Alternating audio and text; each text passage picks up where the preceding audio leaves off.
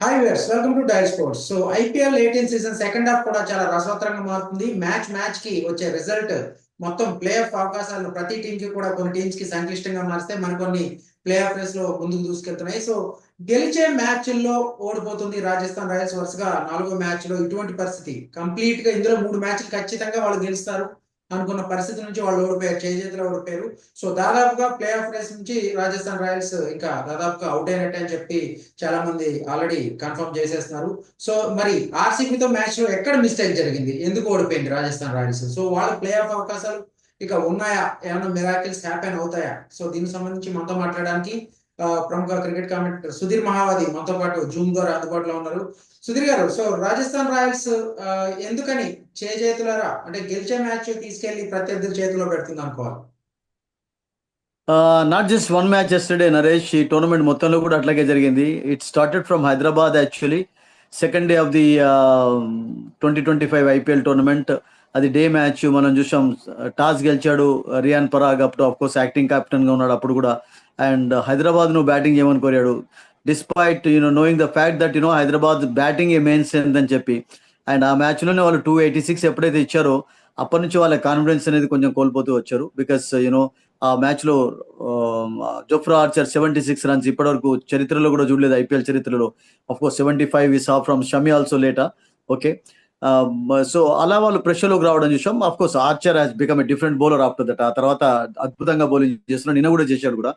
But అతని effort సరిపోలేదు. So overall గా నాకు ఏమనిపించిందంటే, టాస్ అడ్వాంటేజ్ అనేది చాలా వాళ్ళు కోల్పోయినారు. It happened against Gujarat, Delhi తోటి కూడా అట్లాగే చూసాం. అండ్ లాస్ట్ ఫైనల్ ఓవర్ వరకు రావడం మ్యాచ్. ఆ తర్వాత స్టార్క్ మ్యాచ్ లో అద్భుతమైనటువంటి ఒక పర్ఫార్మెన్స్ కనబరిచాడు. ఈ like it like Josh Hazlewood did yesterday Naresh.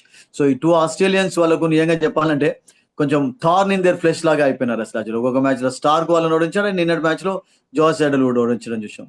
So వాళ్ళకు టాస్ అడ్వాంటేజ్ అనేది వాళ్ళు సరిగ్గా జడ్జ్మెంట్ అనేది ప్రాపర్ గా జరగలేదు.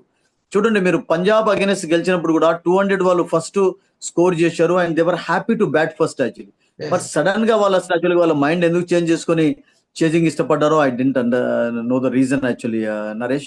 సో దాంతో వాళ్ళకు మైనస్ పాయింట్స్ ఎక్కువగా అయిపోయినాయి. టాసెస్ చాలా సార్లు గెలిచారు, బట్ మ్యాచెస్ అన్ని ఓడిపోయినారు because they invited problems actually. కొన్ని చోట బ్యూటిఫుల్ బ్యాటింగ్ కండిషన్స్ లో కూడా చేజింగ్ ఇష్టపడ్డారు. నిన్నంటే of course there was reason because బెంగళూరులో మీకు చేజింగ్ అనేది ఈజియర్ అవుతుంది, ఈజియర్ అయి ఉండేది కూడా. The way they batted yesterday, the way they responded yesterday. But నిన్న మరొకసారి వాళ్ళ యొక్క దాని ఏమంటారంటే ఆ ఇన్కన్సిస్టెన్సీ అనేది, ఇన్ఎక్స్పీరియన్స్ అనేది క్లియర్ గా తెలిసిపోయింది. అండ్ ఈ టోటల్ మొత్తం టోర్నమెంట్ లో కూడా చూడండి, మీకు హెట్మేర్ యొక్క ఫామ్ అనేది వాళ్ళను చాలా దెబ్బతీసింది మిడిల్ ఆర్డర్ లో. హెట్మేర్ అసలు యాక్చువల్ గా ఆ సిచ్యువేషన్ లో ఎన్ని మ్యాచెస్ గెలిపించాడు గతంలో. అండ్ ఈ సంవత్సరం ఒక సిక్సర్ కూడా కొట్టడానికి ముందుకు రావట్లేదు, అంత స్ట్రగుల్ అవుతున్నాడు. అది రియల్ గా చెప్పాలంటే టాప్ ఆర్డర్ నిన్న అంత చక్కటి బ్యాటింగ్ కనబరిచిన తర్వాత హెట్మేర్ అండ్ జురెల్ ఈజీగా ఫినిష్ చేసి ఉండేవాడు. బట్ హెట్మేర్ అవుట్ అయిపోయినాడు, తర్వాత జురేల్ అవుట్ చేశాడు.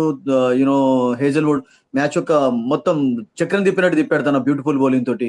సో దే ఇన్వైటెడ్ ప్రాబ్లమ్స్ అండి క్లియర్ గా. నిన్ననైతే అసలు యాక్చువల్ గా ఎక్కడ కూడా వాళ్ళు చేజింగ్ లో కష్టపడ్డట్టుగా కనబడలేదు. Yashasvi Jaiswal and Suryavanshi, the 14-year-old boy, they gave them a fantastic start actually. Yashasvi all kinds of strokes ఆడాడు. హేజల్వుడ్ కూడా లెక్క చేయలేదు అవుట్ కాకముందు, అందరిని అటాక్ చేస్తూ ఉన్నాడు. అండ్ అటువంటి మంచి బ్యాటింగ్ వాళ్ళు టాప్ లో కనబరిచిన తర్వాత వాళ్ళు చేతులారా చేసుకున్నటువంటి మిస్టేక్స్ తోటి మ్యాచ్ ఓడిపోయినారు. అయితే సంజు శాంసన్ లేకపోవడం కూడా కాస్త ఎఫెక్ట్ కనిపిస్తున్నట్టుంది. రియాక్ పరాగ్ కెప్టెన్సీ కూడా అంతగా ఎఫెక్ట్ చూపించలేదు అనుకుంటా. ఐ థింక్ బౌలింగ్ కానీ ఈవెన్ సంజు శాంసన్ కూడా అంత ఇంప్రెసివ్ గా ఏం కనబడలే ఈ టోర్నమెంట్ లో. కపుల్ ఆఫ్ టైమ్స్ ఆడాడు కానీ, బట్ అంత చెప్పుకోదగ్గ ఫామ్ అతను కూడా లేదు. మీకు సంజు శాంసన్ తో ఉన్న సమస్య ఏంటంటే నరేష్, ఏ టోర్నమెంట్ చూసుకున్నా కానీ అతడు కన్సిస్టెన్సీ అనేది ఎక్కడ కనబరచడండి. ఇప్పుడు చూడండి, ఇప్పుడు సాయి సుదర్శన్ ఉన్నాడు. ఇప్పటి వరకు ఫెయిలియర్స్ అంటే you can count on fingers, ఒకటో రెండో ఉన్నాయి 7-8 మ్యాచెస్.